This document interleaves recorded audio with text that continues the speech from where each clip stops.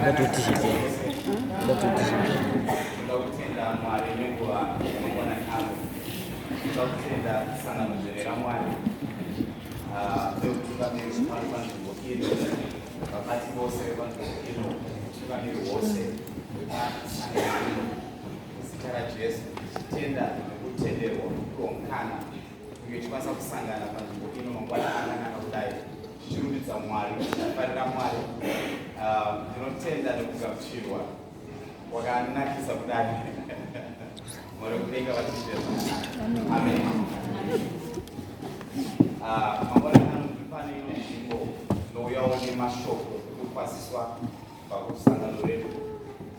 could not come mindfulness because Basara was Sangam. I see now we are as part of our leadership, and then I also came with my firstborn son. Must be a that's my firstborn son. Then I also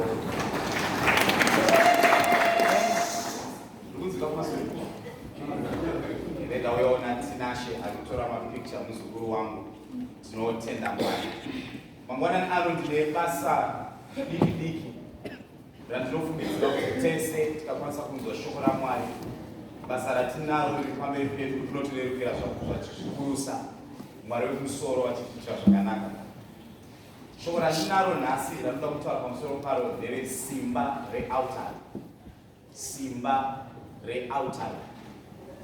Most of the times my sermons angu ndakamanyora nechirungu saka chandiregera mamwe words ndikakuta chishanda chirungu apo neapo because ndagarisa muSouth Africa ndobva ndaparidza muSouth Africa ndosvika 20 years nechirungu chete saka ndinotaura Shona zvakanaka but my sermons angu ese anga atowera words acho anenge ari in English maverses anenge ari in English saka mboona pamwe ndipota ndizombokanda chirungu Amen. So ndakutaura pamusoro pesimba rinowanikwa paautari. Simba rinowanikwa paautari. Tikatarisa zviverengo zvedu zvatawana makuseni. Chiverengo chedu chekutanga china madzimambo okutanga 3 verse 4 and verse 5. Inotaura pamusoro paSolomon. Solomon achibva panzvimbo achienda kunooffa mabhuzi pamberi paMwari. Shoko raMwari rinotaura kuti Solomon offered 1,000 cattle on the altar. Tazoverenga zvekare kuna madzimambo okutanga 8 verse 62 to verse 64. Shoko raMwari rinozotaura zvakawanda naSolomon achioffa. Asi ndoda kufamba nenyaya yangu zvishoma nezvishoma so that tigone kunyatsonzwanana zvakanaka. Tikatarisa altar pese patingaone nzvimbo inonzi altari. Altar inzvimbo inopiwa zvipiriso. Altar inzvimbo yekuti kana tiri paneno kana tiri muno mukati mekereke hatina pane imwe nzvimbo yatinogona kubvisa zvipiriso panze pealtar. Ishe Jesu kushaika kwavo zvakanga zvakatokosha kuti even naIshe Jesu vashaike uyezve vafire paaltar. Kana n'anga dzichioperata even munyika dzinooperator dzine altar nekuti altar inosunga munhu igomuropafadza kana kuti altar inosunga munhu igomutuka. Saka zvandinouya nazvo paaltar ndozvinodetermina zvingagone kugamuchirika pamusoro poupenyu hwangu. Saka tikatarisa altar ndisandauya mushoko raMwari, if we look at an altar whether tichashandisa altar pakunamata Mwari kana tichashandisa altar pakuroya vanhu. Altar is a place that is used to consult the higher powers. So each time munhu paanomira paaltar ari kuconsulta rimwe simba riri pamusoro pesimba rake. Asi tikatarisa manje mushoko raMwari rinotaura kuti hapana patinogona kusvika paaltar tisina chatakabata maoko.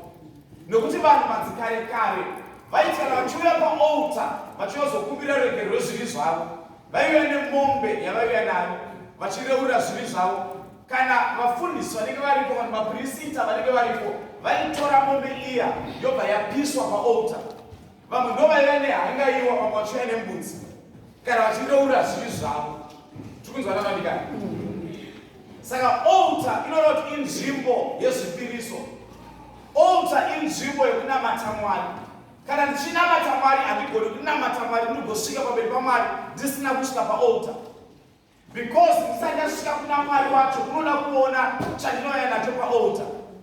Chandinobisa nemaoko angu ndicho chinodetermina kuda kwangu kwandinoita Mwari.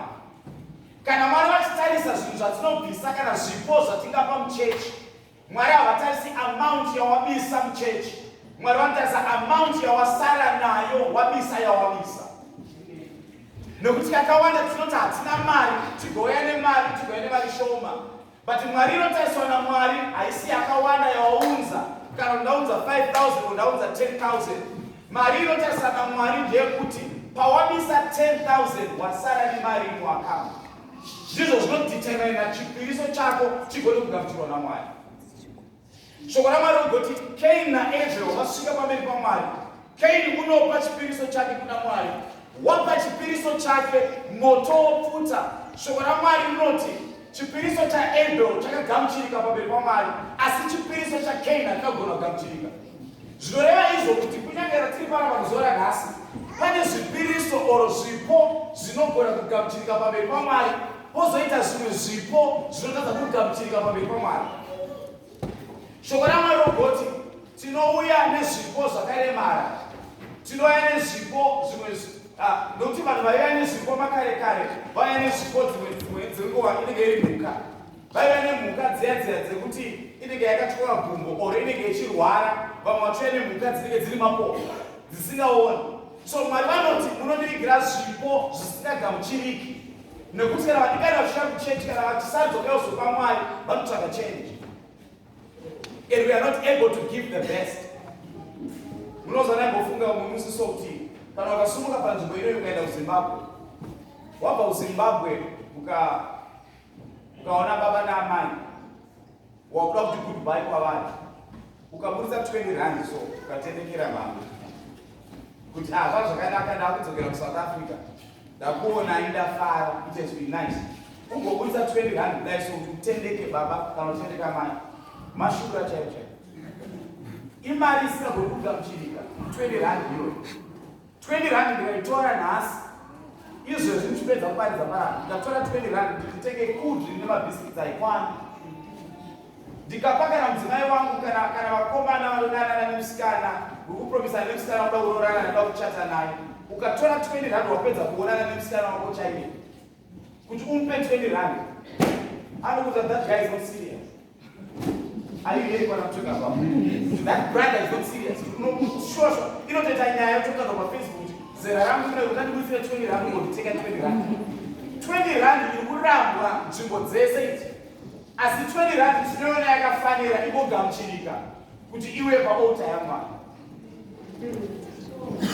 20 rand yadatadza kupa mama vangu kumba, asi ndikabudisa 20 rand tinotozviona ndakatobata step ndigododa step ndichitouya kutonzi vadikani tikubisa mari taubisa ma20 rand tigodoneta ma20 rand 20 rand panopiwa 500 rand, of which 500 rand imari inobviswa nemunhu mumwe chete. Tikunzwana vanikani? Saka tiri paaltar, vatakandataura paaltar ndigopinda munyaya yangu. Kana tiri paaltar, an altar is a place of consulting higher powers. I cannot consult my higher powers ndisina chandakabata maoko. Ukaenda kun'anga chairo, n'anga kuti ite basa inoda mombe. Unonoiwa nambuya vasina mazino vari kumusha, ugosundirwa zvinhu zvako paaltar, wakasungwa kudotito, zvinhu zvigotadza kufamba kuCape Town. Why? Because wakasungwa paaltar. Pane vanhu vanonokorwa tsoka nevanhu vachifamba. Anokorwa tsoka, munhu anonotora ivhu riya riyagonorisa muhari vagoita zvavanoita, vagoisa hari yaya mukeve. Munhu ari kuno kuCape Town agona zvinhu hazvi kufamba basa, hasi kuwana zvinhu zvese hazvi kufamba chichiri kuitika, akasungwa nealtar yekuZimbabwe. As long as altar yakakusunga hapana chinofamba muupenyu hwako. Number 2, an altar is a place of blessing and it's a place of cursing. Saka altar inzvimbo yatinomira kuti ndiropafadzwe kana kuti nditukwe. Kana ndikamira paaltar yaMwari ndauya nezvandinazvo, kana ndamira ndauya nezvipo zvangu pamberi paMwari, ndikapa zvipo zvangu pamberi paMwari ndicharopafadzwa nezvipo zvandapa. Asi pane vanomira paaltar vachideedza zita rako kuti kana ari Jessica zvinhu zvakamufambira, vagodana zita rako masikati neusiku. I remember I was preaching one time to Uganda. Pane musikana akauya kuUganda akati tikanamata naye pane zvinhu zvakaitika paari mukati kweupenyu hwake. Asi musikana uyu akada murume womunhu, ada murume womunhu ndobva aenda kun'anga.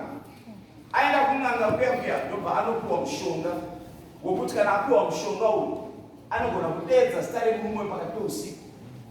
Akanzi ngaende anotsvaga hangaiwa, atsvaga imwe hangaiwa, vagotora hangaiwa mbiri, vagotora mapatsi ehangaiwa vazvisanganisa.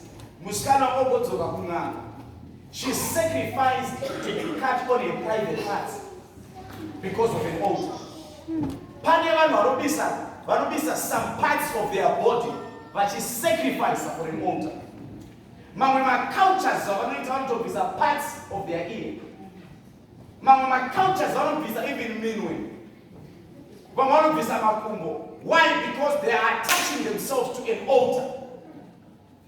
Tine vamwe vakazara nyora. Why? It's an altar. Because nyora dzatakatemwa dzaireva covenant yandakapinda pane zvakaitwa zvinhu zvandisingazivi. Because altar inokusunga uchida kana usingadi, asi chinokusunungura paaltar munamato nezvipo zvako. Number 3, an altar is a place of placing higher demands. And an altar is a place of control. Kana dataisana altar inzvimbo inokontrola upenyu hwangu.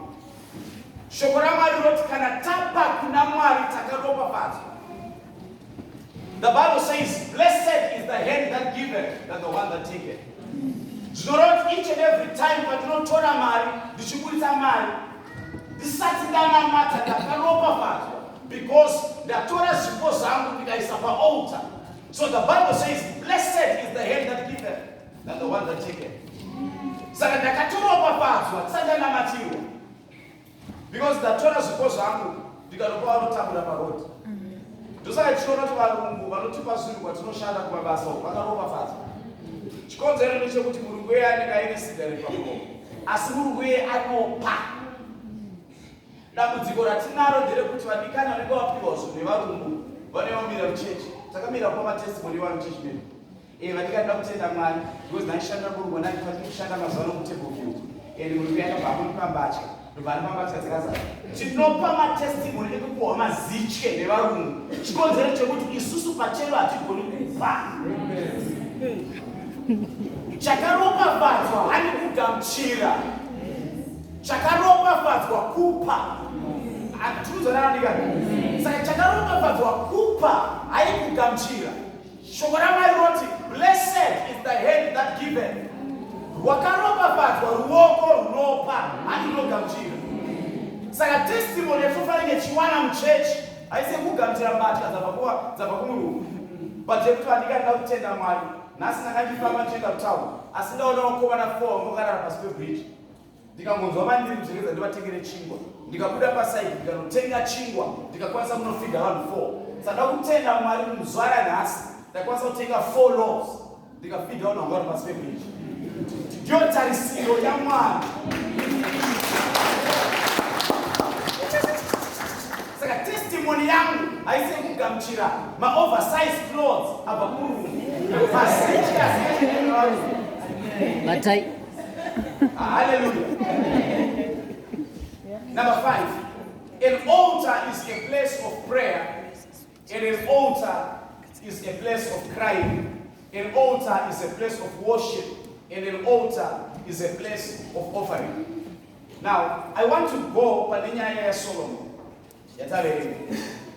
Tikatarisa chinangwa chatinacho ndechekuti I believe next week tine chikoro ndizvozoka sada kunanga pachikoro. Next week tine chikoro. Chikoro, it's a harvest that we are saying Ishe wekudenga tiri kukutenda igore rese ratauya kuno. It's a harvest. Tichitanga gore kusvika gore richipera tinotozviziva gore richitanga.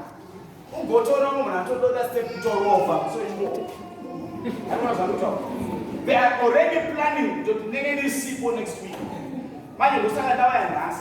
So that can I sipo next week. Chico, chese, Solomon no sit up an altar. And the Bible says, and Solomon gave 1,000 bulls on the altar.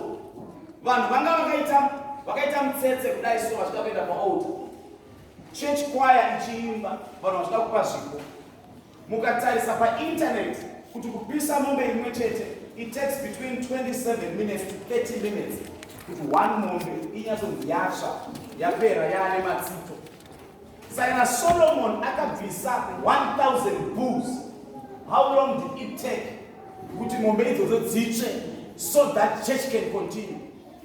Saka kana vanhu vakamira vachipa zvipo vada kunzwa mhari dzousiwoyo vanhu vakamira vanhu vakabata musana chingo chinoitira nhasi kwakuchaparidzwa on Solomon.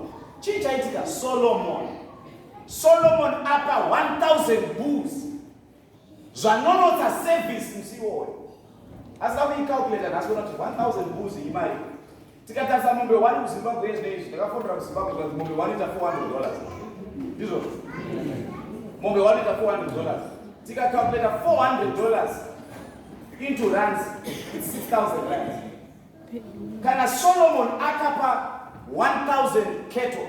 So Solomon akapa 1,000 times 6,000. But it's 6 million. Solomon in one sentence. But I want to show you something that Solomon did. Solomon owns a 6 million church. Doba Aisa, Doba Skan, Bakanda. Shokoramari. Ariti Solomon wakaprofitwa. Shokora Mwari ariti Solomon wakanamatirwa namfundisi. As Shokora Mwari got it, Solomon that night, the Lord appeared to Solomon. That same night, because chipo chako ndicho chinodetermina kuda kwaunoita Mwari. Anzi mai vangu chaicha kumbaka na mari isingachasvika zvorudaro kubana pane arikuwana mari iyoyo ezvonge zvisiri mumba. Because pane moyo wako ndipo pane mari yako. Kana mari yako isimo muno moyo wako haumo. Solomon wapa 6 million. That night the Lord appeared to Solomon. There are people that have been praying. Mwari ngavazviratidze kukati muupenyu hwavo. But Mwari havagoni kuzviratidza kukati muupenyu hwavo usati wavaratidza rudo nemari yako. One time I wanted to put my curtains in church meeting. There's a curtains that do not have a quotation in my curtain. My curtains are 1,300. Madzimai akati toita mudeme tiunganidze 1,300. 50 rand 50 rand. Kati aiwa 1,300 tinongori mari inomiswa nemunhu one person one. Atingati 50 madzimai takutanga kucalculate 1,300 times 50 titsite one person anongoyo toda kubvisa 1. One man. It's a one man job. So chikowo chedu chatinacho baba mugomba, what is your target chikowo chatinacho? 25,000. How many people do we have in the church?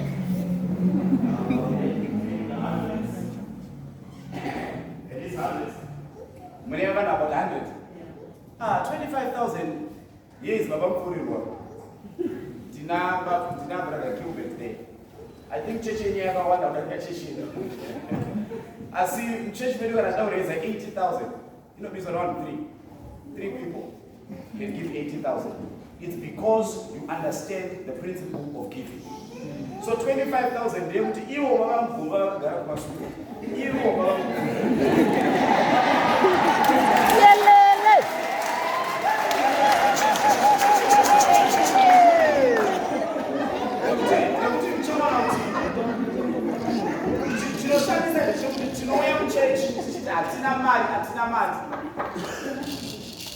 one time, Takashi raised a married change, but then I went to do some work somewhere else. Then I was paid in US dollars. Sitting in church, Takashi raised Maria it was just less than 2,000 rand. Then Sunday, we are working, then somebody else pays me in US dollars for Basaradai. That 2 minutes, I come to church. anoda ma-US dollars. Ndakapindwa navanhu more than 17. Varoda ma-US dollars. Mari yema-US dollars yandakandinayo, it was more than mari yakollectwa muchurch. Ende zvanga zviri clear kuti munhu wese akabvisa mari less than 2,000 rand anga ane more money paanga. Saka ndosaka ndichiti kana Mwari vachitarisa kupa kwedu havatarisi chipo chawabisa, vanotarisa yawasara nayo wabisa. Saka shoko raMwari vachiti mudzimai wakabvisa 2 cents akabisa mari yakawanda, it's simply because akabisa yose yaakanga anayo. Hatina problem nekutenga ma-iPhone, hatina problem nekutenga ma-Samsung A10. Tikabvunza ipa pakagara vanhu kutsvana mafoni anotyisa nevanhu nemafoni anotyisa. Vanotambira pawiki vakatambira, anotambira pa49 vakatambira, anotambira pamwedzi vakatambira. Asi tikadedza kuti toda kubvisa mari, vanoda kutsutsumira, kuda kutarisa pasi, kuda kutibvumudzira, ndoda kutenga mari because Mwari wakandipa simba rekugona kutaura nyaya yemari chaiyo.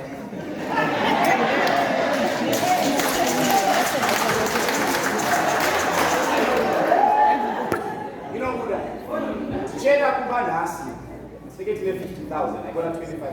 Because 25,000 anga ishoma. Saka, when we understand the principle of giving, I'm going to give you an example. Mr. Mpurwa is here. In our family, my son is there. We're building. Baba na mai tichivaka kumusha. Ndobva panzi parudiwa tikati ngatichika kuti mari kudiwa pamariyemba yasara imari yese kudiwa. Ndobva vakakuleta mari parudiwa 100,000. But that is say family, tiri vana 6 in family. Imba kuti ichipera yoda 100,000. Tiri 6 in family. Tikati tese ma 20,000 kupera kwegore. Tinogona kubisa mari iyoyo tobva tapedza. Takanyorana kudaro December achisvika tagara pasi family, vamwe 2 vayo vakadhakwa vapaita noise. Family yese yabisa 3,000. Ini nemudzimai wangu takatasvika ipapo tine mari yedu 10,000. Saka zvinoti mari ya 23,000. 5 people vaine 3,000. Then I realized that these guys are not serious.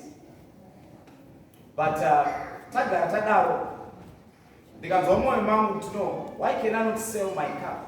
Mama wangu vari kuchembera, vari kukura. If I want a blessing that comes from my mother, why can't I just sell my car?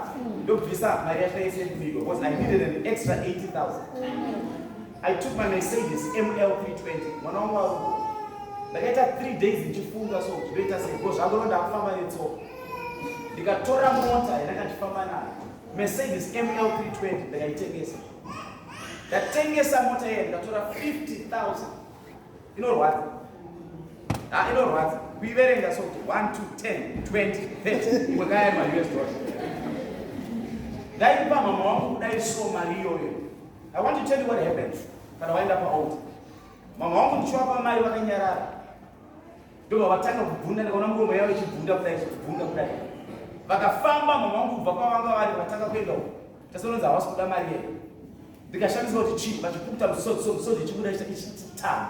Andikona zvakutaura. Misodzi ichikuda ichidona ichidai so. Vachienda uko. Vachibvoko vakasunga zambia. Darlington bwana. Andikona zvakutaura. Vachichema vachiwombera, vachiwomberera 50,000 yauya nemwana. Ndichipa 50,000 ninoda ida musodzi because handina kuendesa mota kuti naasingaidi. Ndakaisa mota kuti ndifambe netaxi. Tikunzwanana ndika? Tichipedza kudaro, mai vangu vachiwana imba ndikati hazviite kuti ndirame ndifamba ndakadai so. Imba yana baba namai isina kupera. Ndavapa baba namai because I understood how you connect with the altar. Tese tinozogara tichitanga kushanda unotarisa mubereki wako. Ugoropafadza mubereki wako kuitira kuti pagobuda ropafadzo inobva kubereki. Amen. Ndakatora ropafadzo yekubereki. Cut the long story short, zuva ranhasi God afforded us to purchase a house. Tatanga yana mai tisu takaone yedu muno mubruke. Takatenga uye.